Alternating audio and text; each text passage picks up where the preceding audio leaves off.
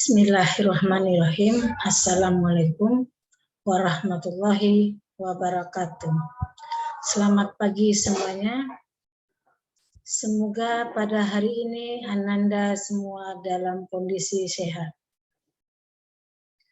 Oke, untuk kita memasuki tatap muka pertama, pengantar manajemen perubahan.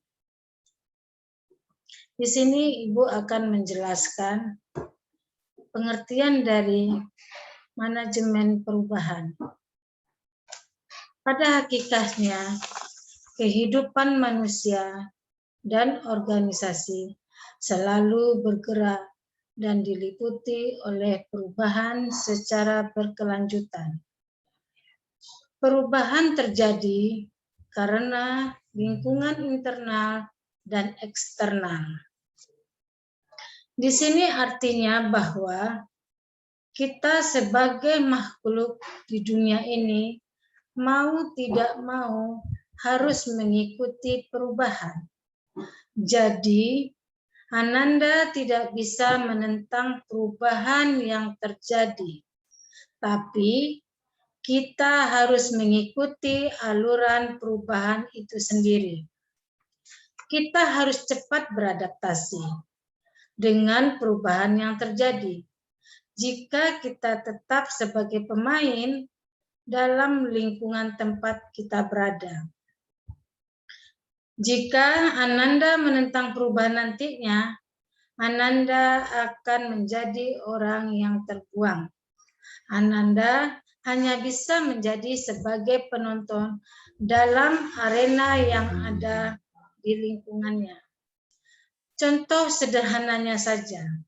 Coba Ananda kumpulkan foto-foto Ananda dari masa kecil sampai foto Ananda sudah menindaklanjut dewasa. Ada apakah di sana? Apa yang Anda lihat? Tentu adanya perubahan, bukan? Nah, itulah yang dinamakan perubahan yang ada pada diri kita sendiri. Perubahan berarti bahwa kita harus mengubah dalam cara mengerjakan atau berpikir tentang sesuatu. Perubahan tersebut dapat terjadi pada struktur organisasi, proses mekanisme kerja, sumber daya manusia, dan budayanya. Di sini perubahan ini tidak harus selalu dalam bentuk yang terlihat oleh kita saja, tapi dapat dalam semua aspek kehidupan dan semua bidang. Misalnya perubahan dalam perusahaan. Absensi pegawai dulu secara manual. Sekarang sudah menggunakan fingerprint. Lalu perubahan lainnya dalam perusahaan seperti sedikitnya struktural dalam perusahaan, organisasi, di mana tidak banyaknya lagi posisi-posisi yang harus diisi secara struktural. Semua itu untuk pencapaian kecepatan informasi. Perubahan ini juga bisa berbentuk melalui cara berpikir, mekanisme dalam bekerja, dan bahkan perubahan dapat juga di dalam budaya perusahaan. Selanjutnya kita memasuki slide kedua, yaitu untuk lebih memahami makna perubahan. Terdapat beberapa karakteristik perubahan menurut Ghazali tahun 2006, yaitu yang pertama, bersifat misterius karena tidak mudah dipegang. Apakah Anda paham dengan maksud bersifat misterius karena tidak mudah dipegang? Nah, di sini Ibu akan menjelaskan sebenarnya perubahan itu terjadi secara abstrak. Tidak bisa kita lihat, tahu-taunya kita sudah ada terjadi perubahan. Kita nggak tahu kapan itu terjadi perubahan. Tahu-tahu kita sudah berada di dalam perubahan itu sendiri. Dan yang kedua, memerlukan tokoh terkenal dalam melakukan perubahan. Di sini maksudnya bahwa biasanya perubahan itu terjadi apabila ada orang yang dianggap atau sebagai public figure yang memulainya, sehingga orang lain akan mengikuti apa yang mereka lakukan.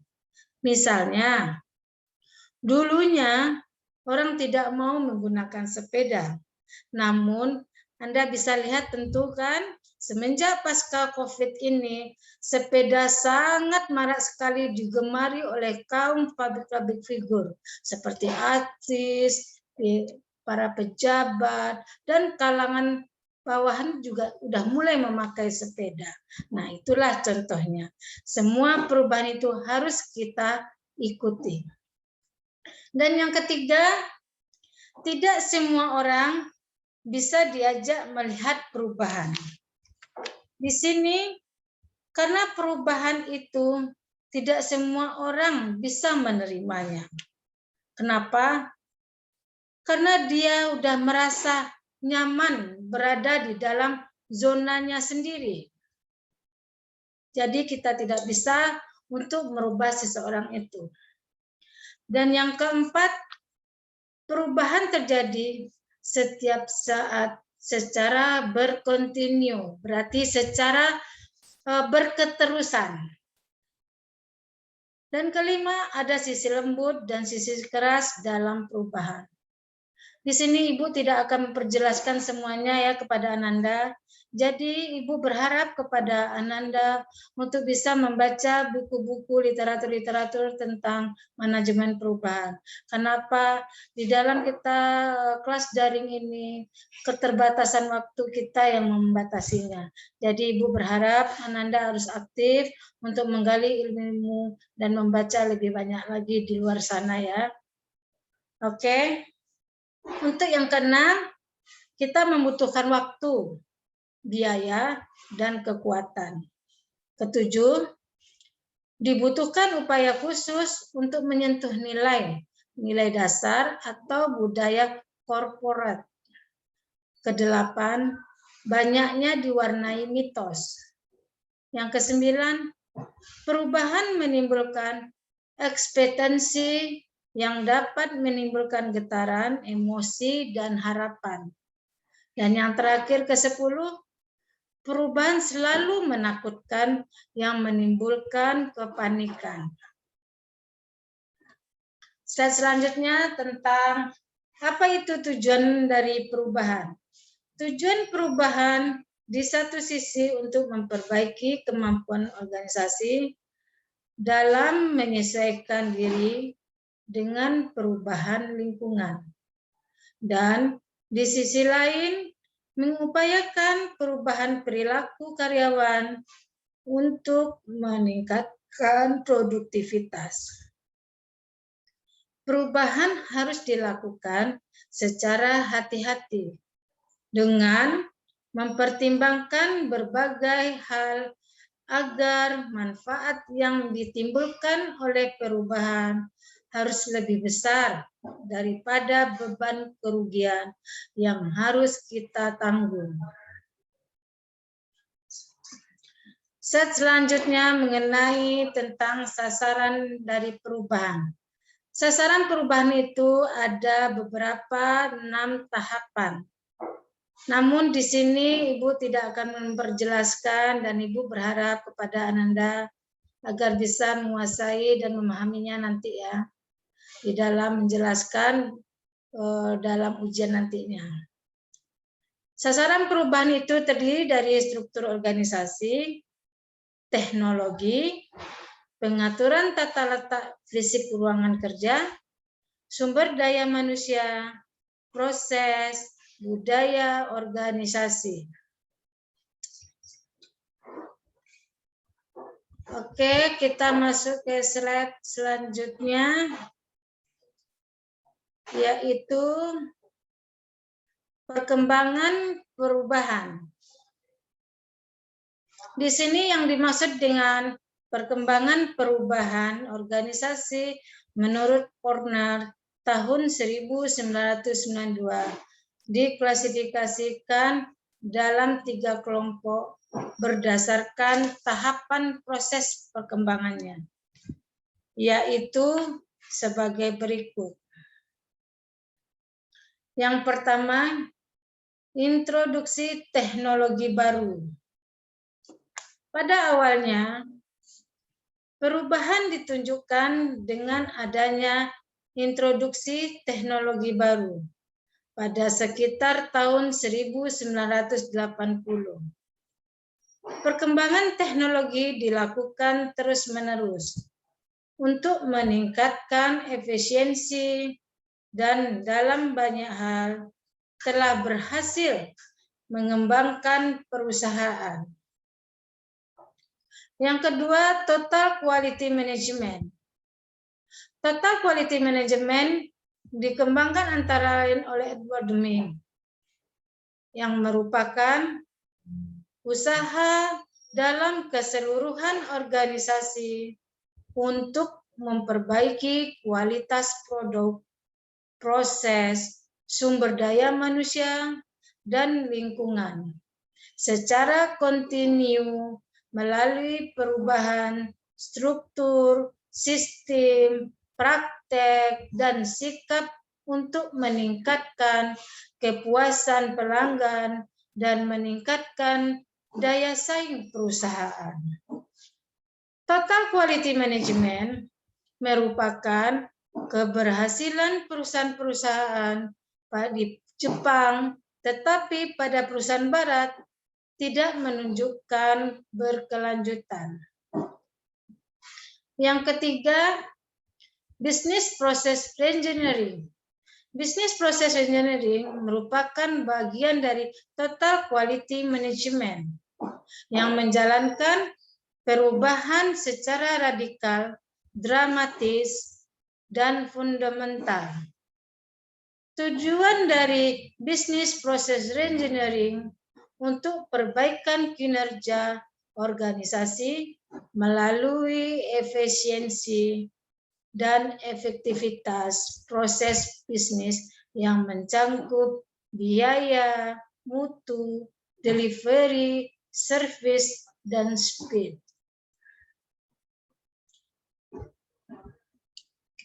Oke, untuk slide selanjutnya,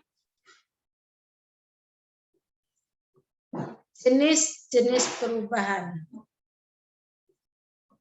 Di mana jenis-jenis perubahan ini terdiri dari yang pertama, perubahan terencana dan tidak terencana.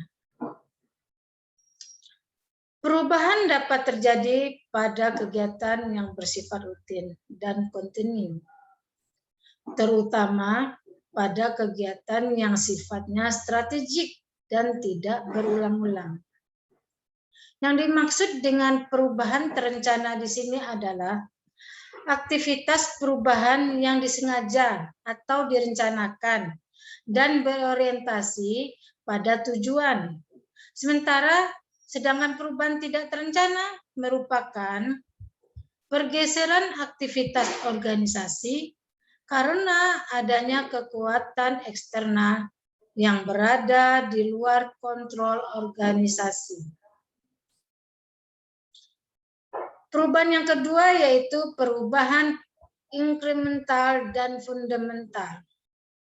Di sini maksud dari perubahan inkremental hampir terjadi dengan sendirinya dan mencangkup banyak situasi yang dihadapi manajer, termasuk di dalamnya metode dan proses kerja, tata letak produk baru, dan situasi lain di mana orang melihat berkelanjutan dan keadaan lama menuju pada keadaan yang baru.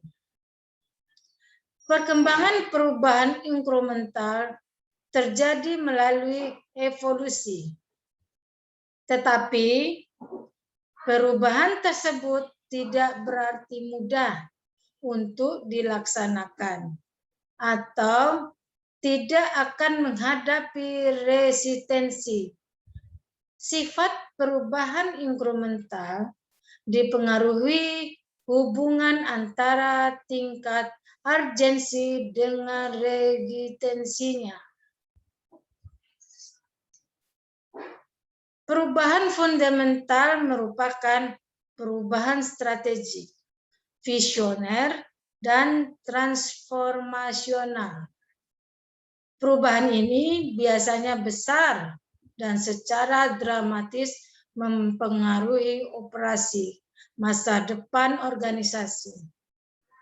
Contoh perubahan ini antara lain adalah hasil proses reengineering yang mengubah seluruh cara bisnis beroperasi, merger organisasi dengan yang organisasi lainnya, atau pergerakan organisasi ke dalam aktivitas yang berbeda total. Dan yang ketiga yaitu template radical change menurut Meyerson tahun 2002. Meyerson memperkenalkan template radical change.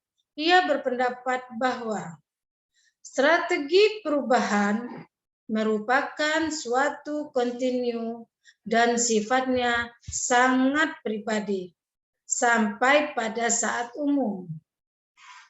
Bentuk perubahan yang terjadi dapat berupa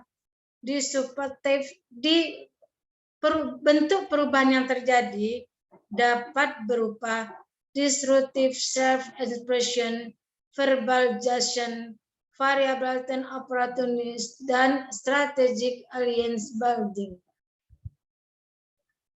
Descriptive self-expression merupakan ekspresi diri yang ditunjukkan secara perlahan-lahan, namun dapat mempengaruhi orang lain.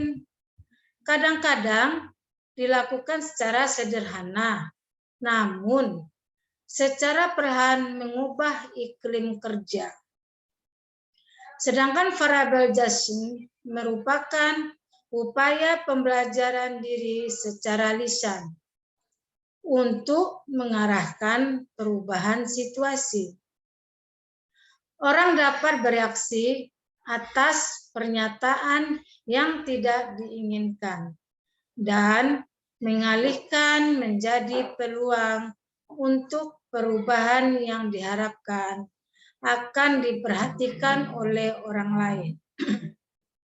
Sementara variabel item opportunism merupakan upaya untuk mengubah sesuatu yang sudah menjadi kebiasaan sejak lama dan secara kreatif membuka peluang baru. Bila diberikan kesempatan kepada bawahan menyampaikan prestasi di hadapan pimpinan, yang biasanya selalu harus dilakukan sendiri, yang merupakan penyimpangan dari kebiasaan.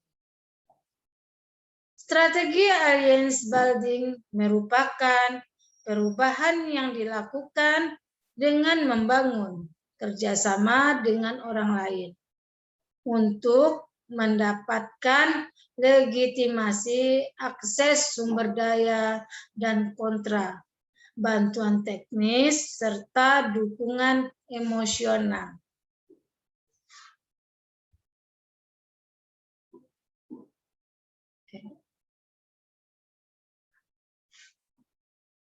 Oke, slide selanjutnya. Perubahan struktural dan siklikal. Dalam perubahan struktural terjadi kenaikan atau penurunan yang berarti yang menghasilkan perubahan kualitas sehingga diperlukan penyesuaian secara kontinu. Sebagai contoh, teknologi komunikasi. Makin canggihnya sehingga tidak mungkin mundur kembali. Perubahan siklikal mengikuti pola dalam fluktuasinya, kembali secara regular pada tahap sebelumnya. Sebagai contoh, perubahan mode sifatnya sementara dan suatu saat akan kembali kepada desain lamanya.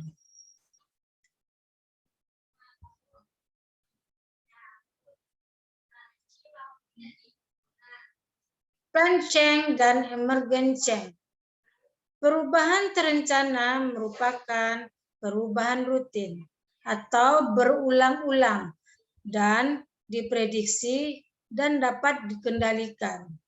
Untuk melakukan perubahan terencana, dilakukan 4 fase menurut Wibowo tahun 2006, yaitu sebagai berikut. Fase pertama yaitu fase eksplorasi, di mana fase ini organisasi menggali dan memutuskan untuk membuat perubahan secara spesifik. Fase kedua, perencanaan. Proses perencanaan menyangkut mengumpulkan segala informasi untuk diagnosis, misalnya menentukan tujuan perubahan dan mendesain tindakan yang tepat untuk mencapai tujuan, dan membujuk pengambilan keputusan mencapai tujuan serta mendukung adanya perubahan. Sementara fase yang ketiga yaitu fase tindakan, di mana fase tindakan implementasi perubahan menyangkut desain untuk menggerakkan organisasi menuju perubahan, menciptakan pengaturan, dan mengelola proses perubahan, dan mendapat dukungan pelaksanaannya. Mengevaluasi implementasi dan umpan balik untuk penyesuaian serta perbaikan. Fase yang keempat yaitu fase integrasi, di mana tahapan ini berkaitan dengan konsolidasi dan stabilisasi perubahan. Emergent approach merupakan perubahan dengan pendekatan darurat, memberikan arahan dengan melakukan 5 gambaran organisasi yang dapat mengembangkan keberhasilan perubahan menurut Wibowo 2006, yaitu sebagai berikut. Struktur organisasi. Perubahan struktur menuju pada organisasi hierarki datar dengan lebih banyak delegasinya. Budaya organisasi. Budaya organisasi mencerminkan perilaku, sikap, dan pola pikir karyawan dalam bekerja. Dan organisasi pembelajaran.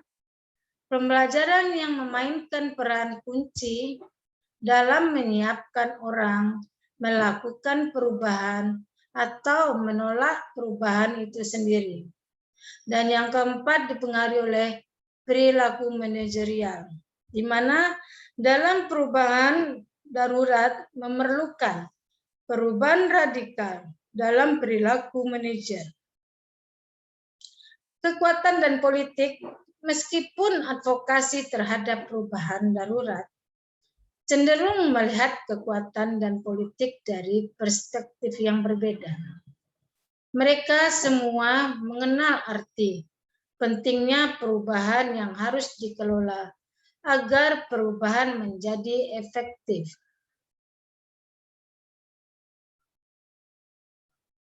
Slide selanjutnya kita memasuki kepada tipologi perubahan. Tipologi perubahan menurut Kner dan Koenig tahun 2001 mengelompokkan perubahan ke dalam 3 tipologi. Tipologi yang pertama yaitu adaptive change, merupakan perubahan yang paling rendah tingkatannya, kompleksitasnya, dan ketidakpastiannya di dalam perubahan. Yang kedua, innovative change, memperkenalkan praktek baru dalam organisasi. Perubahan ini berada di tengah kontinu, diukur dari kompleksitas, biaya, dan ketidakpastiannya. Dan yang ketiga, radical innovative change merupakan jenis perubahan yang paling sulit dilaksanakan.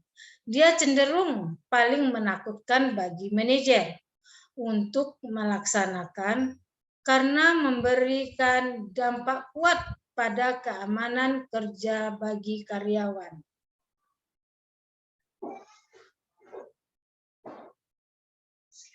Slide selanjutnya tentang hambatan dan kegagalan perubahan. Di mana di dalam manajemen perubahan ini ada hambatan-hambatan perubahan terdiri dari demografis, dipengaruhi oleh persepsi terhadap revolusi informasi, dan dipengaruhi oleh lingkungan dan sosial. Sementara di dalam kegagalan perubahan, menurut hasil 2000, ada 10 penyebab kegagalan dalam melaksanakan perubahan itu sendiri, yaitu sebagai berikut. Yang pertama adalah kegagalan implementasi, merupakan waktu lebih lama daripada yang direncanakan. Yang kedua, kebanyakan kegagalan itu masalahnya tidak diidentifikasi sebelumnya. Dan yang ketiga, aktivitas dalam kegagalan implementasinya tidak cukup terkoordinasi. Yang keempat, aktivitas dan krisis bersaing, memecahkan perhatian, sehingga keputusan tidak dilakukan. Dan yang kelima, manajer kekurangan kapabilitas yang diperlukan untuk melakukan perubahan. Yang keenam, pelatihan dan instruksi yang diberikan kepada bawahan tidak cukup. Yang ketujuh, faktor eksternal yang tidak terkenal berdampak pada implementasi. Kedelapan, manajer departemen tidak cukup memberikan kepemimpinan dan arahan tentang perubahan. Yang kesembilan, tugas pokok implementasi tidak didefinisikan secara rinci. Dan yang terakhir ke-10, sistem informasi yang tersedia tidak cukup untuk memonitor implementasi kegagalan perubahan itu sendiri. Demikianlah tatap muka pertama kita di manajemen perubahan yang telah Ibu terangkan kepada Ananda semuanya. Kepada Ananda semuanya, Ibu harap dapat mengerti dan memahaminya. Namun kalau Ananda belum bisa mengerti, Ibu bersedia untuk dihubungi langsung secara WhatsApp. Demikianlah pertemuan kita Ibu akhiri. Wabillahi wa taufiq wa hidayah. Wassalamualaikum warahmatullahi wabarakatuh.